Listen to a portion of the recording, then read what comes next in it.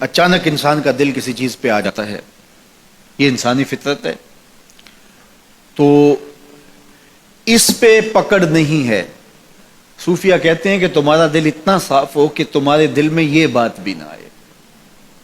غنا تمہیں نصیب ہو جائے، لیکن اس کے باوجود ہم بشر ہیں، کمزور ہیں، تو کسی شخص کے پاس کوئی چیز دیکھی اور للچا گیا دل اس کی طرف، اور پھر اس کو حاصل کرنے کے لیے کوشش میں، تردد میں لگ گیا، دل میں خیال بھی آتے ہیں، وسوسے بھی آتے ہیں، اور ایسی ایسی خواہشات جنم لیتی ہیں کہ انسان خود اپنے پہ ہنستا ہے، لیکن ایسی خواہشات جس کی اتباع میں چل پڑا، جس کی خواہش میں چل پڑا، تو یہ ہلاک کر دینے والی چیز ہے۔ آرزو کا پیدا ہو جانا، حتیٰ کہ آرزو تو آرزو رہی، وسوسے کے پیدا ہو جانے پر بھی پکڑ نہیں ہے اگر اس کی اتباع نہ کی جائے۔ صحابہ نے حضور سے عرض کیا، حضور ہمیں ایسے وسوسے آتے ہیں کہ اگر ہم بیان کر دیں تو قتل کر دیے جائیں، اتنا غلیظ خیال باز کا انسان کے دل کی تختی پہ آتا ہے، دماغ کی سکرین پہ ابھرتا ہے۔ تو فرمایا کہ تم کیا کرتے ہو؟ تو انہوں نے کہا کہ ہم اس کو جھٹکنے کی کوشش کرتے ہیں، جب اس طرح کا کوئی خیال آتا ہے تو بندہ اس کو جھٹکتا ہے، دور کرتا ہے، اور بندہ خوف زدہ ہوتا ہے اور اللہ کی پناہ میں آتا ہے، اور اس کی ایک حالت ہوتی ہے۔ تو اس حالت کا انہوں نے ذکر کیا کہ ہم تو پھر یہ کرتے ہیں، تو فرمایا کہ ذالک صریح الایمان،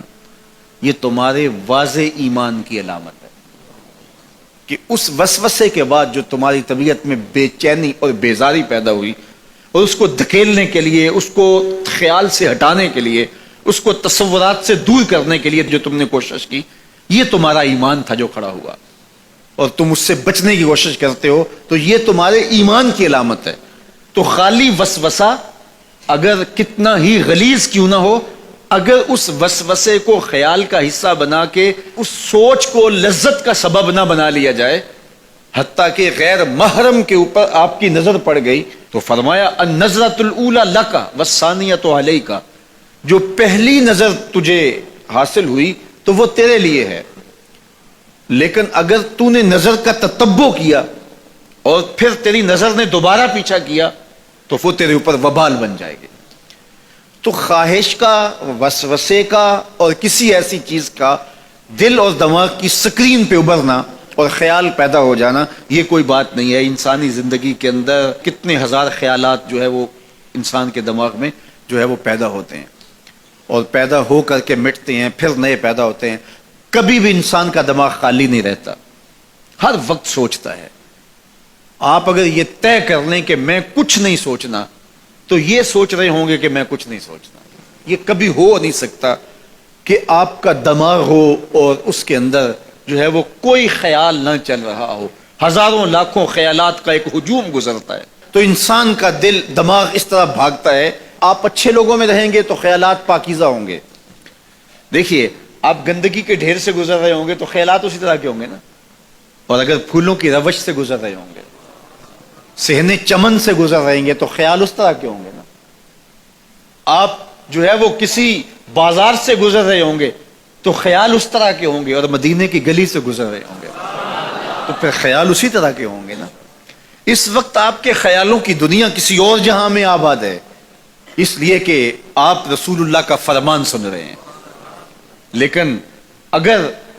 آپ کے سامنے کو گویا غزل گا رہا ہو تو پھر خیال کی وادیوں میں بھٹک کے کہیں آپ اور کھڑے ہوں گے۔ اب بات حضور کے فرامین کی ہو رہی ہے تو تصور پھر گنبد خضرا کے مکی کا ہی ہوگا نا، تصور تو پھر شہر حبیب کا ہی ہوگا۔ لیکن اگر آپ باتیں دوسری جانب کی کر رہے ہو تو تصور پھر ادھر جاتا ہے، اور اسی لیے ہمارے علماء نے کہا کہ گانے کی طرز پہ نعت نہیں پڑھنی چاہیے، اس لیے کہ گانے کی جو معروف طرز ہوگی، جب اس طرز پہ نعت پڑھی جائے گی تو سن آپ نعت رہے ہوں گے، طرز سے آپ کے دماغ اور آپ کے خیالات بھٹک کے کہیں اور چلے جائیں گے۔ اس لیے یہ گوارا ہی نہیں ہے کہ ذکر رسول اللہ کا اور خیال کہیں اور جا رہا ہو، خیال آوارہ ہو اور بھٹک رہا ہو۔ جب تذکرہ حضور کا ہو رہا ہو تو خیال بھی گنبد خضرا کے مکی کا ہی ہونا چاہیے۔ تو یہ بات ذہن میں رکھیے گا کہ یہ انسانی زندگی کے اندر انسان کا خیال بھی بھٹکتا ہے، سوچیں بھی بھٹکتی ہیں، دل میں بھی کئی کچھ آتا ہے، لیکن پکڑ اور گرفت اس وقت ہوتی ہے جب انسان اس خیال پہ اپنے آپ کو اس راہ پہ ڈال دیتا ہے. لالچ کا پیدا ہونا بھی شریعت میں ماخوذ نہیں ہے. وہ تمہارے لیے جو ہے وہ وبال تب بنے گی جب تم اس کی اتباع کرنے لگ جاؤ گے, اس خواہش کے پیچھے لگ جاؤ گے.